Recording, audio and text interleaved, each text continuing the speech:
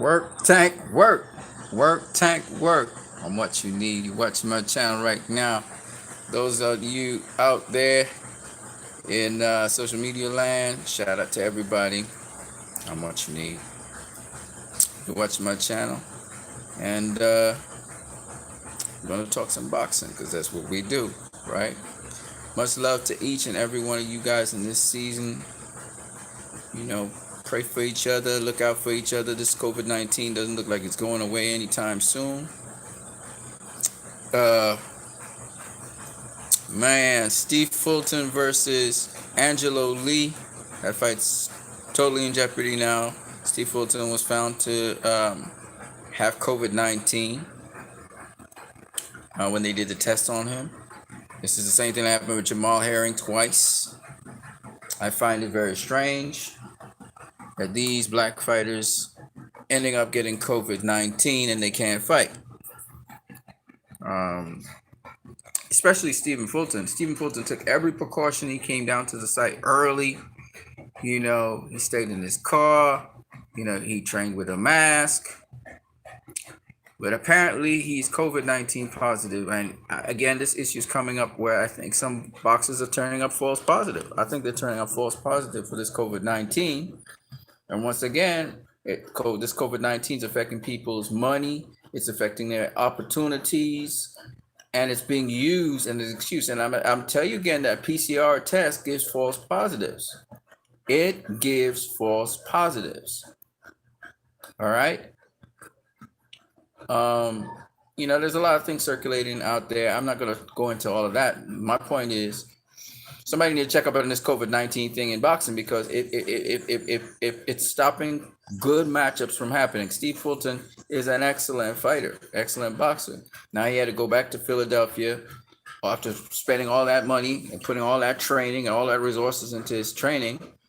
I found out he's COVID-19 positive, asymptomatically COVID-19 positive, I'm suspecting, just like Jamal Herring. And that is annoying. It's very annoying because that was a matchup I was looking forward to.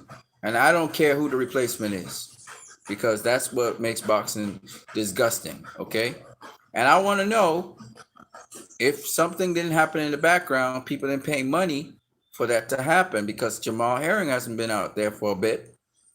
And now Stephen Fulton is not out there doing his bit. And this affects these guys' paychecks. So I'm very curious as to what's going on with Stephen Fulton. Is he asymptomatic, etc.? So that's the first thing I just wanted to talk about. The second thing I want to talk about, Tank, which is the subject that you see here. And Tank is working. Tank been working for a while, okay? Tank been around working all the time, going to different gyms working. But Tank's working in the Mayweather gym with nobody else in there but Tank and his people. I like it. I like it. I like it a lot. I'm liking what I'm seeing, you know. And if Tank keep on working like that, we in for a good fight with Leo Santa Cruz. And trust me, it's gonna be a good fight. And once Tank don't take Leo for granted, which he's not going to do, it's gonna be a really good fight. But trust me, it's gonna be a good fight. All right, because Leo's training. Leo's doing what he needs to do. And like I said before, in the amateurs, Leo did beat Adrian Broner. Okay? Did beat Adrian Broner. So guys, pay attention to that. Now, I'm sitting down on the ground, of course, what I like to do. The ground's nice and cool. It's a nice rainy day. Just chilling out here while my food is cooking. And I want to talk about some other subjects in boxing, you know, because somebody asked me what it is. How do you know when a fighter's in their prime and when they're not in their prime? It's a really good question. All right. And I gave you my take on it or my opinion on it. But you can actually get an official opinion on a boxer being in their prime by just looking it up. So I looked up different sources and different places to find that out. Okay. I want the light to come and reflect all over this phone. So, an example of boxers being in their prime and not being in their prime. Example that's like Bernard Hopkins is a perfect example. Poopy says strong. Is it normal for my back and legs to be tight after squats. No, that is not normal. Okay, so here's what you need to do. First thing you need to do, Poopy Says Trunk, is you need to stretch. Okay, the stretches that I'm gonna suggest to you are somewhat painful, but they're not that painful. You sit on the ground. Okay, there are two stretches I'm gonna give you. It's for your back, and then it'll be for your legs. So the first stretch, you sit on the ground like I'm sitting on the ground, and then you're going to reach forward and use your hands and slide them along your feet. So you're sitting on the ground with your feet extended outward, sort of like that. Okay, and you're going to take your two hands and reach forward with your head, reach forward like this, and slide your hands down your feet, your shins as far down as it can, while trying to pull yourself in. So you take your hand, turn it over your shin like this, and pull yourself in to your feet. Okay, keeping your back straight. It's going to stretch out your back. Now, once you're finished doing that, yeah, just now. So it's your back and your thighs that are doing that. So once you're finished doing that, you're going to take some pain off your back by taking your feet and pulling them in like this. You're going to take your two hands and put them. I can only put one hand right now because I'm holding the other hand with the camera. One hand goes here, and the other hand will go here. Okay? And then you're going to take your elbows and press them down on your knees. And you're going to press both knees down, hold for like a minute or so. And then you take everything, pull it in. So your feet are pulled in like this, and you pull it in like that with your both hands. Okay? When you're finished doing that, repeat it again. Extend, pull your head down as far as you can, hold for about 20 seconds, and then pull the feet back in like this. Press down on your feet, and kind of pry them apart a bit. Some weight down on them, not too much weight, but enough. You feel the tension there. And when you're finished, you're gonna lie back on your back like this. I have a fan there, so it's gonna block the movement. You lie back on your back with your feet up like this, okay? And your hands extended over your back like this. And you just relax. You're gonna feel some pain in your back. Don't worry about it. It's the muscles relaxing. All right, and you can repeat that 1-2 times, right? You can stay on the ground for a minute if you want to, whatever you want to do. So when you're finished with that, okay, there's one more stretch you can do, which will help your back and also your thighs. And that is where you're going to stand up. I don't know if I can do this right now, but you're going to stand up. And then when you're standing up, you're going to take your hands again, and you're going to try and get your hands to go as low as possible to the ground, because you're going to reach for your ankles again, and you're going to hold your ankles and pull your head and your body down towards your knees, right? Your head and body is going to go down towards your knees as far as possible. Hold for 20 to 30 seconds, and then slowly sliding your hands up your sides, you're going to try and turn back to get back to the erect position. Once you've done that, you repeat it again 2 more times, and that should take the tension out of your back and your feet. All right? The other thing you can do is just lie down and rest as well. You rest them off. The muscles in your back and then your inner thighs and so on, because you've never done it before, that a load is put on them. Now, how you did your squat probably wasn't as proper as it should be. You should not put your weight on your toes when you're squatting. It should be back on your heels, and your legs should be opening out as you go down into the squat with your back. I would suggest, depending on your age, that you do some stretches first before you squat. Stretch out your back. I still have to go to chiropractor and get realigned, but that's because I kind of do some wrong things as well. So I kind of get my spine and everything kind of thrown out. But I am feeling very, very good. So those are the things you need to do, and once you do them, that'll take off the tension from the muscles in the inside of your thighs here, which is what you're talking about probably, and also from your back. Okay, that's what you need to do. Oh, I gotta go. I'm coming back right now. But these are just some few topics that we want to just talk about. Hold on a second. I'll be right back.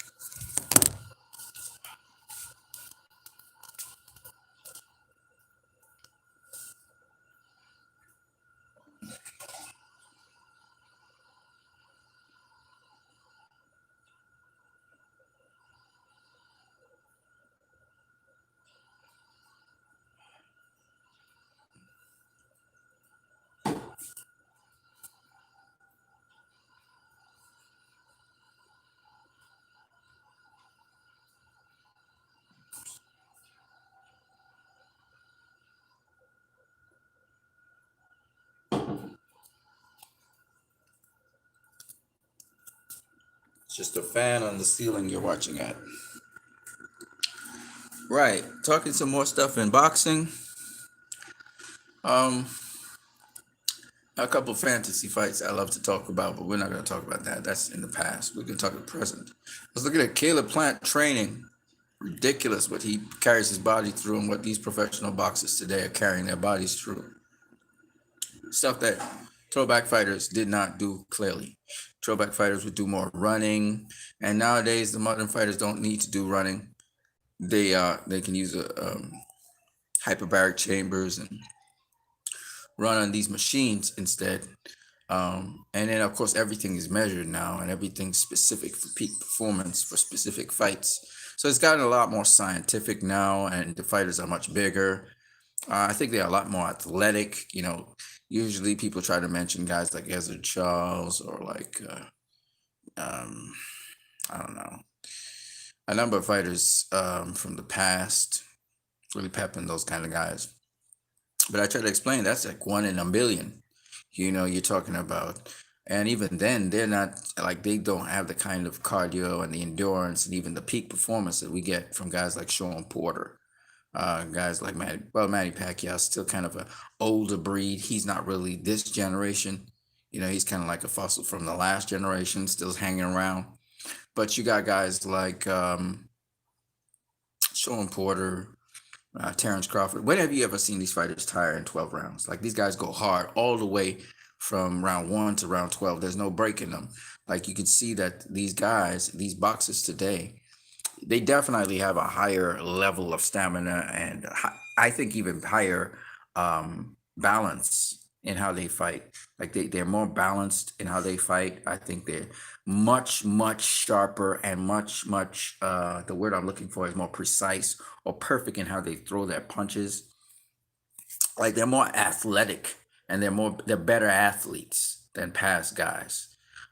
Because let take for instance Primo Carnera or you know any big fighter that was tall, like 6'9", 6'6", whatever.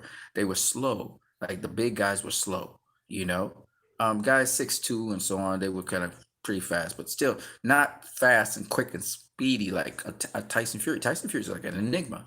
He's very quick. He's very speedy. He's very sharp and he could do it all, right? And even though he comes from an ancient style, it's like this such a big guy that moves so fast. He moves very, very fast for a heavyweight. And so it's like all of these things are different. And even though Tyson Fury didn't take care of his body for most of his career, and then only later on he's really starting to really hone in and really focus in on taking care of his body because he's used cocaine, all kinds of things. Think of a freak like Deontay Wilder. Deontay Wilder, 215 pounds. It's like a freight train. Okay, so those are giftings. But he's quick and athletic, very athletic for a boxer. His size and his speed and his quickness and his height and his reach. So these are kind of like crazy things and very explosive too. I just think that the age we're living in is so incredible. When we have guys like Lomachenko who just come in and in their second fight is a championship fight, and their third fight they won a championship. It's just so freakishly crazy now. This era that we live in, that's never ever happened in boxing, right? The closest thing to that was in I think it was 1980 maybe when Leon Spinks beat Muhammad Ali, and Even when Leon Spinks, I think it was 8 fights he had. But what Lomachenko did, what Guillermo Rigondeaux did, is freakish. Clarissa Shields is another freak. Like Clarissa Shields won a world title in her second fight. Amanda Serrano is a 7 divisional world champion. And I'm talking world champion. I'm not talking lineal belts and none of that stuff. I'm talking world champion. Shout out to Tommy Temper. How you doing, champ?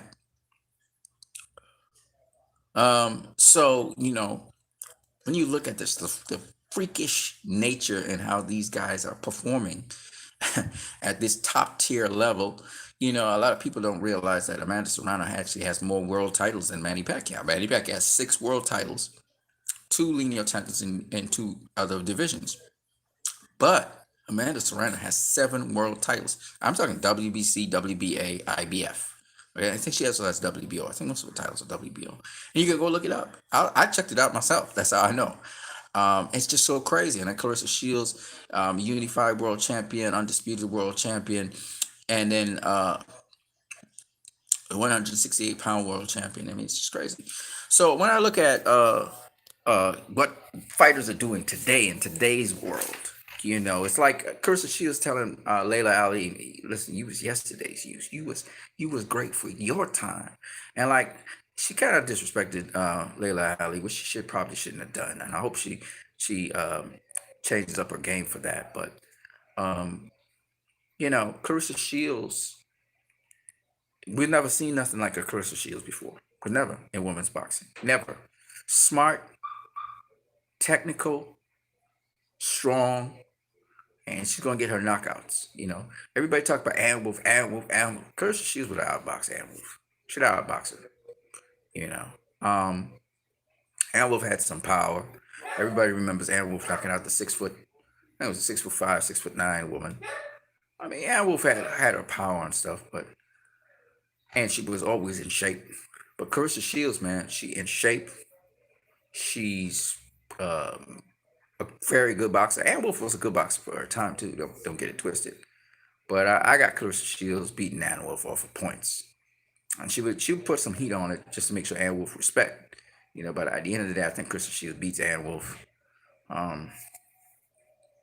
You see, I think what happens is, because of the spectacle of boxing back in the day, all the drama, all the exciting fights that you got, where guys were going at gusto, but because also the guys were also flawed, it made for very good drama, very good fights. I'm not saying that the guys didn't have technical skills. I didn't say that they didn't have a ring IQ. I'm not saying that they weren't smart fighters. All I'm saying is that what people are so nostalgic for the past, because they want to see an exciting sort of drama-filled fight. That's why this Mike Tyson versus Roy Jones Jr. fight is so appealing to a lot of people, because Mike Tyson always used to come in bringing the heat. He's coming with the heat. And they don't think they think Mike Tyson's going to overrun Roy, right? Which is not necessarily true, because Roy's the guy with the better experience. He's been boxing longer. He's had a lot more fights. He's very recently been boxing. He's been in the gym. See, these are the things that a lot of people just ignore. And they're like, Mike Tyson's going to kill him. I was in our group session, and I raised a certain point, because I like to come off of facts. So I said, Sugar Ray Leonard, everybody says that it's a given that Sugar Ray Leonard would beat Manny Pacquiao. And I said, but Sugar Ray Leonard never faced Aaron Pryor. Like Aaron Pryor, everybody knows Manny Pacquiao's like the modern Aaron Pryor, southpaw version of him. He brings the heat. He brings a lot of punches. He could take punches, and he's unorthodox in it. And we saw what he did to Keith Thurman. So how is Sugar Ray Leonard going to handle that? And a lot of people say, well, you look how Floyd handled him, and this Sugar Ray Leonard would handle him easier, and he's a counterpuncher. I said, wait, hold up. Keith Thurman's a counterpuncher too. What happened there? And I show people that just because Mayweather handled Pacquiao, Mayweather was very much aware of the range at which he needed to be at to handle Manny Pacquiao, for starters. And second of all, Floyd Mayweather had certain skill sets and certain tools that made it look easy that he could handle Manny Pacquiao that way. And I said to people, one of the key tools that Mayweather used to deal with Manny Pacquiao was the check left hook. And I specifically speak about that check left hook and how he timed it and how he used it to deal with Pacquiao, because Sugar Ray Leonard does not use a check left hook. You will never see Sugar Ray Leonard in all of his fights. Go look at it for yourself. He does not check hook opponents. He hooks opponents, but he doesn't check hook opponents. Okay? That's something that that Floyd, Zab Judah, Shane Mosley all do. Okay? Shane Mosley check hooks. Zab Judah check hooks. And Floyd check hooks. Okay? So when we talk about ring IQ and ring cachet, we're talking about the knowledge to put your skills to use. And those other two guys I just spoke about, they've got that ring cachet. They got the similar ring cachet to Floyd Mayweather. Shane Mosley just happened to be less quick than Floyd and less as fast as Floyd. Floyd was faster than Shane Mosley. He was quicker than Shane Mosley. He was sharper than Shane Mosley. What do I mean by sharp? A sharp fighter is very accurate one in how he places his punches, etc. And a sharp fighter is quick. His punches come with a snap and it's quick and sharp. Okay? That's what we mean by sharp. Okay? Zab Judah was sharper than Floyd. He's a sharper puncher than Floyd. He's a quicker puncher than Floyd. He may not be a faster puncher than Floyd, because how Zab puts his punches together, boom, boom, boom, because he wants to get maximum power into his shots. And how he turns it over. But he definitely is quicker and sharper than Floyd. And he hits, I guess I'm out of opinion, but apparently he hits harder than Floyd too. Okay? I don't know how true that is, but this is just from what I heard. I don't know how true it is. Mosley hits harder than Floyd, but he's not sharper than Floyd. Mosley arcs his shots too much. And he's more of a slugger. Even though he can box very well, he has a nice snappy jab. His jab is not nowhere near Mayweather's level of jab. And his sharpness is not nowhere near Mayweather's sharpness. Mayweather's like clinical. Like Mayweather works on being super, super, duper, duper sharp. Okay? Every punch, he knows where he's placing it. Very clinical in how he places it. The amount of power he wants to put into the shot and so on. That's sharpness. Okay. So, and he's sharp defensively as well. And that has to do with reaction time. That's the quickness. The quickness has to do with reaction time. How quickly you can react to a punch. And it has to do with timing. How you time a guy. All right. So, but the point behind it is, the modern fighters are even sharper than Floyd is. They're using techniques and they're using science, modern science, and strength and conditioning to make them even sharper and to make them even. They have much more solid bases or much more solid stances. Makes them less plastic, but it allows them to be more solid, and they're stronger because they're using more nutrients and more supplementation than fighters of yesteryear. Even they're coming out even sharper and better than Floyd. And you see a whole set of younger fighters now becoming world champion. Guys, at the age of 20, some of them are 19-year-olds, etc., becoming world champions. So they're going to be veterans even sooner. And we see more talent and more skill and more God-gifted guys coming up. So, the talent pool is really picking up and the skill pool is really picking up, especially in the lower weight classes. But we got some interesting Russian guys coming up in the heavyweight division. So you got to look out for those guys as well. And it's just heating up. And because these guys now have Mayweather, and not just Mayweather, but they have all of these other old-time greats. Sugar Ray Robinson. They got, Cuban fighters like Kid Gavilan and Kid Chocolate, and so many other great fighters like Emil Griffith and Jose Napoles and Carlos Monzon and Mexican fighters. They got got great fighters like Ricardo Lopez and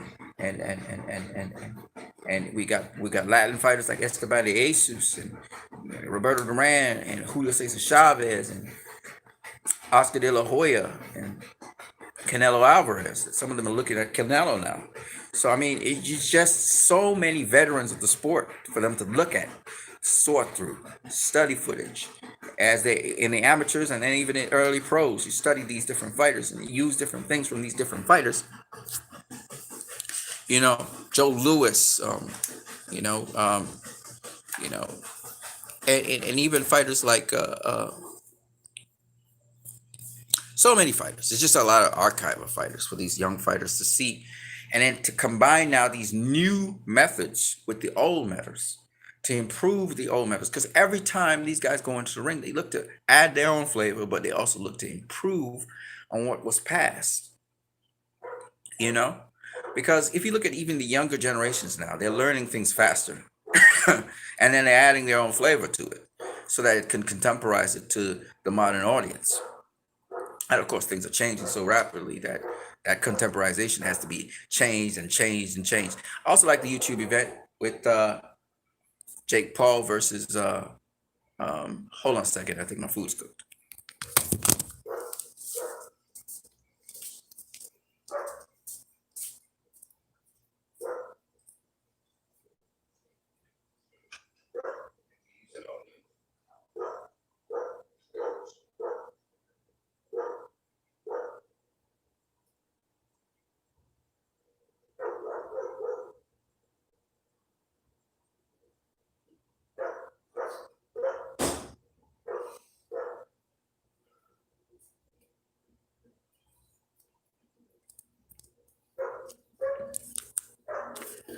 Jake Paul, who's Logan Paul's brother, he'll be facing up against Nate Robinson. So that's an exciting little matchup right there. A YouTuber versus a celeb.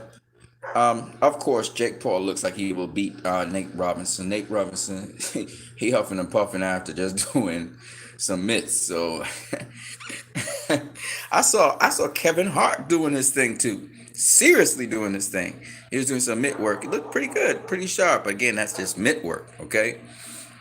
So I try to explain to people Mike Tyson versus Roy Jones Jr. That's just mitt work. You know what I'm saying? Don't get it twisted with Mike Tyson just doing mitt work. That's not sparring. That's not going on the heavy bag and going 1, 2, 3, 4, 5, 6, 7, 8, 9, 10 for 45 minutes to an hour. That's not the same thing. And is he well conditioned? Is he? These are the questions we got to know. Because if they're doing 8 rounds, I hope he can make the whole 8 rounds. 50.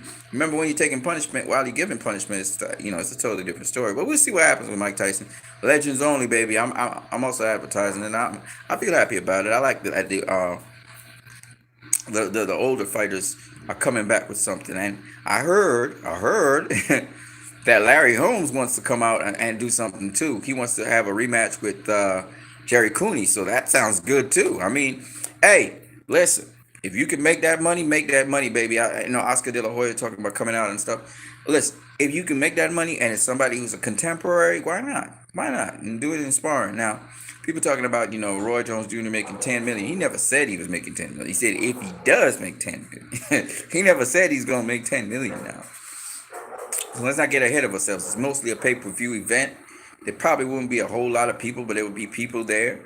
Hopefully they can get the right seating and stuff, and hopefully this COVID thing would not fuck it up. But it should be a nice event, and that's what we want. We want excitement. We want to see them do something. They're even slated in upcoming events, so that's to tell you how big it is. And I just hope that they make some money. That's all, and not just make money. Just that make it exciting so that we could see another one. Or see, whether it's boxing, basketball, whatever it is, see another one. That's what we want to see. Mike Tyson, I think it's going to be on his ranch. I don't know. If it's on his ranch, that'd be even good. And I just hope it's a nice event. I hope it comes off well. And I hope that they can have another one. Because that's what I want to see. I want to see, it'd be nice to see guys who haven't, we knew about I don't expect. Listen, I'm gonna be honest with y'all because I'm a realist, right? I don't expect Mike Tyson to look like Mike Tyson, like all of y'all getting carried away. He's gonna be, he's gonna be a little bit off. Okay, I expect him to throw 100 million punches. He's gonna try to initially. Roy's probably gonna control him a bit. Roy don't have the greatest feet in the world. His knees are gone, so don't expect, you know, Tyson versus Roy, and then Tyson just goes and plies over Roy, or Roy just comes. It's not gonna be like that.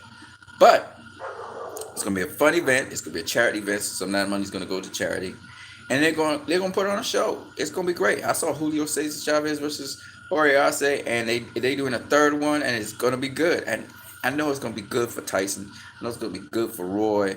They already got the safety gear on. They're gonna have the headgear. They're gonna have the gloves, as is typical with sparring. Maybe they won't have the headgear. If they don't want a headgear, they don't have to have. But I think California rules you gotta have headgear because it's in California. If it wasn't in California, might have been able to get away without getting headgear because Floyd went down to Japan and they had basically a real fight. They had real gloves, no headgear. Okay, I think the next fight that Floyd's gonna have that exhibition with a real fighter, a super featherweight fighter. I'm gonna see what Bryson has next, but I'm interested in that fight.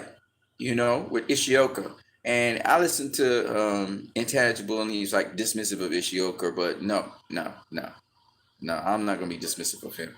The guy who beat him the first time and stopped him the first time, caught him with a good shot, by the way. He came back in the second fight. He was game all the way through with that guy. But that guy, he used his defense. He rolled Dominican Republic, you know, Corrales, just real. So, you know, I want to see that fight with Ishioka. I'm actually interested in that fight. That's a better matchup by far than Tenshin Nagasaka or whatever his name is. So I would love to see that fight. But you know, there's a whole bunch of upcoming fights that I would love to talk to you guys about. But I'm gonna catch you guys on the next one, and we're gonna talk about upcoming fights. My boy Holy Inferno wants me to continue the debate with Floyd Mayweather TBE. That's not a problem. But the thing I don't like is when people say Floyd didn't face nobody, right? And Jeff Mayweather had a nice response to the letter that Oscar De La Hoya sent, where all those basic little nitpicks they tried to have with Floyd. And I remember Roger Mayweather and Jeff Mayweather talking about Floyd versus Sugar Ray Leonard as well, because I see on social media a lot of people believe that Sugar Ray Leonard would beat Floyd Mayweather, which I just don't. I don't even agree with it. No version of Floyd Mayweather does Sugar Ray Leonard beat. He don't beat the old Floyd Mayweather. 36-year-old Floyd Mayweather versus young in his prime Sugar Ray Leonard. Floyd still beats Sugar Ray Leonard. He still beats him. No version of Floyd Mayweather Sugar Ray Leonard beats. None. Zip. When we saw a 38 Floyd Mayweather make Manny Pacquiao look stupid. And he would make Sugar Ray Leonard look stupid. And Sugar Ray Leonard would not be able to throw all those combinations he throws. I guarantee you that. I don't care if you say Sugar Ray Leonard can fight. It don't mean shit. All right, Canelo could fight, and he shut down Canelo. And Canelo outweighed him by 15 pounds. It was 165 pounds. Sugar Ray Leonard never made that weight. He never got up to 165 pounds. The Donnie Lalonde fight, I'm just talking a little bit of history off the top of my head. Donnie Lalonde, for the Donnie Lalonde fight, Sugar Ray Leonard came in 165, and then he admitted that he put in his pockets on both sides 2 pounds of coins. All right, 2 pounds of 25-cent coins, okay, or quarters. He put 2 pounds of quarters in both pockets to weigh him down to make that weight, which means that was 4 pounds extra. That means he came in 161 pounds on fight night. Okay, Sugar Ray Leonard's never gone beyond that. Canelo went to 165 pounds. That's who Floyd fought. So when people say, well, Sugar Ray Leonard's too big, too strong, too fast. No. Okay. Canelo throws faster combinations. Well, no, not really. But Zab Judah was faster than Floyd. But he was faster. He was quicker with his feet and his hands. Sugar Ray Leonard's feet is not faster than Floyd's feet. I can tell you that for a fact. Floyd has the quicker feet. He does not throw combinations as fast as Sugar Ray Leonard. That's no doubt about it. Sugar Leonard's the faster combinational thrower. That's because Floyd wants to value every punch. He doesn't pity-pat and then hit you with something hard. He will hit you with every shot. Or not necessarily. He get, various shots, but the way how Floyd does it is different. All right, he mixes up his shots. He's not as a left right kind of guy with flurries. And then I mean, shit. We don't even need to go into that. Ring IQ, they're about the same. Smarts, however, Mayweather surpasses Leonard in smarts. He's just way smarter than Leonard, and he's just way smarter than Leonard. He's way smarter than Leonard in the fight. And Leonard, for instance, Leonard don't have a game plan for Thomas Hearns. Floyd would have had a game plan for Thomas Hearns, right? He'd have a game plan for Thomas Hearns. And again, a lot of you guys don't really understand boxing, so you think of the guy with the reach and the height, and you think that Thomas Hearns, that it's how you use your reach and height, first of all. Second of all, you better have a backup plan for if the guy gets past your reach and your height. He gets past your reach, what are you going to do? Okay? And he didn't have no inside game at welter. So, I mean, these are simple things that people who understand boxing, they're not nostalgic. They're not just going to throw their brain away and be nostalgic. And they just look at what Mayweather could do, what Hearns could do. They realize Mayweather would beat Hearns any day, any time. Okay? And Mayweather was a good body puncher. A lot of people don't give him credit for his body punching. And, okay, so the Pretty Boy Floyd version of Mayweather would do much better against Thomas Hearns than the older version because Thomas Hearns was so long. All right? But not just that. The older version of Mayweather didn't really throw a lot of combinations. But the Pretty Boy Floyd version, all you got to do is look at him versus Tony Pep, and you'll see what I'm talking about. Was a lot more aggressive and would have worked the head and the body a lot more. However, he would have taken more punches. The Money Mayweather, or Mr. TBE himself, would have actually approached Thomas Hearns a little bit different to get to the inside, and he would have gotten to the inside. He would have used the spare jab a lot more, slipping in the spare jab. He would have disciplined Hearns to the body. He would have been very selective with his punches to the body. Again, all you got to do, if a guy is taller than you, he's going to have difficulty getting low unless he does drills to get his body low. And Thomas Hearns, he fought high. He fought tall. Emmanuel Stewart had him fighting tall, right? So if you're not doing the squat drills, okay, like Caleb Plant was doing a lot of squat drills. If you're not working on squatting to get low, a guy like Mayweather is going to, it's kind of like basketball. The guys who steal the ball from the taller fighters are generally shorter guys who are quicker than them, right? Floyd will be quicker than Thomas Hearns. As strange as it sounds, because y'all look at Thomas Hearns at welterweight and think he's very quick and very fast and very sharp. He's very sharp and fast for his height and size. And at welter, well, think about this. If a guy's coming up from a lower weight class and he's already quick, isn't he going to be quicker than the person who's been in the weight class that he's coming up to? Because he put on a little bit of weight, but he's going to be quicker than the guy. All right? Zab Judah did come up from a higher weight class than Floyd. He was a super lightweight. Floyd was coming up from featherweight, super featherweight, sorry. And he was quicker. He was quicker than Floyd. And he was also sharper than Floyd. And he was faster than Floyd. Okay? Floyd had to deal with that. And he still walked. He still broke him down, and because he went to the body. He broke him down and he beat him up. Right? Because the other thing is, it's not just quickness, it's not just speed, it's timing. And you get time a guy, you can still get to the inside. And if you make yourself a elusive target, which is done through getting yourself small and getting under his shots, then you can definitely do some damage, right? So I could see the older Mayweather, who's smarter and cleverer, getting Hearns to do his work for him to get to the inside. That's all I'm gonna say about that. Or maybe I'll just give everybody the recipe. See, if this is a taller fighter, all right? A taller fighter is coming to you with a really good jab, right? And he corners you. And he wants to fire off his right hand. You got to get under the jab. Listen to me carefully. You slip the jab, you get under it, and then you counter with your jab. So Mayweather could get Hearns' respect as Hearns is coming in, because Hearns will think he's the guy with the power, so he's going to try and walk Floyd down. So Floyd doesn't have to go find Hearns. Hearns will find Floyd. So the only thing a smart, shrewd guy would do is he goes into his defense and then he rolls under the punches of Hearns and he gets to the inside, or he slips the punch, throws his punch. All right. And we've seen Canelo do this over and over with guys much taller and longer than him. Okay. Similarly, Floyd would do the same. And that's how he gets to the inside. Gets to the inside, puts some work in where he can get some work in, clinch up. Hearns didn't know how to clinch.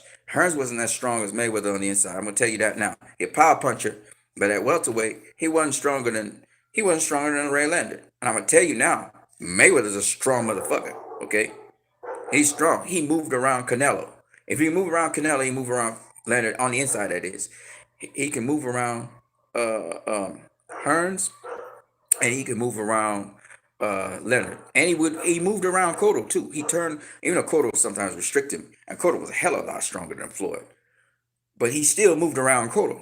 He was able to move him around, and that's to tell you how strong that little guy is. Floyd is strong for his size, and you can see sturdily and solidly built. He ain't not no weakling, right? Solid. Like Marcus Maidana hit him a shot, and this is to show you how conditioned and strong he was. Hit him a straight right, straight in the mouth, right? And he just shrugged that shit off and hobbled to the corner. That's how strong he is. He's very sturdy. He's not like Jeff Mayweather. Jeff Mayweather wasn't as strong as Floyd was. Senior wasn't as strong as Floyd was. Roger wasn't as strong as Floyd was. Now, Roger was the hardest puncher of them because he had better hands than everybody else, but he wasn't as strong as Floyd. See, there's a difference between strength and power, okay? Anyway, I gotta go. I'll catch you guys later. Floyd's a serious study that a lot of you guys need to check out. But I'm gonna do the Floyd Mayweather TB when I come back, all right? I'll catch you guys later. Bless. Peace.